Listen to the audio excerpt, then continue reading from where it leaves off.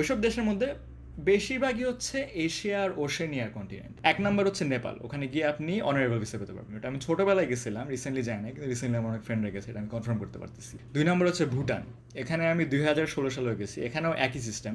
মজার কথা হচ্ছে ভুটানে কিন্তু অনেক দেশি আমেরিকান জার্মান ওরা মানে পাসপোর্ট নিয়ে যেতে ঝামেলা হতো, দিনে $250 দেওয়া লাগে, কিন্তু বাংলাদেশিরা আমরা গিয়ে সস্তায় ঢুকে যেতে পারতেছি ওখানে। সো ভুটান একটা সুন্দর চমৎকার দেশ।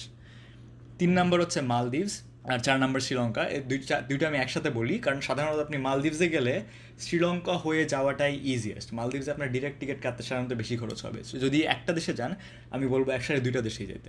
পাঁচ নম্বর হচ্ছে ইন্দোনেশিয়া, এটা হচ্ছে আমার ফেভারিট দেশগুলোর মধ্যে একটা, আমি 2বার গেছি, আমার অন্য চ্যানেলে এটা নিয়ে অনেক ভিডিও আছে। আমার কথা হচ্ছে যদি কোনো জায়গায় আপনি আজে থাকেন, প্রথম দেশে যাবেন হচ্ছে ইন্দোনেশিয়া বা ইন্ডিয়া, এসব জায়গার মতো সুন্দর জায়গা খুব কমই আছে আমার মতে। ছয় নাম্বার হচ্ছে তিমোর লেস্টে, এটা হচ্ছে ইন্দোনেশিয়ার একদম মাঝখানে একটা দেশ, তো খুবই ইন্টারেস্টিং একটা জায়গায়।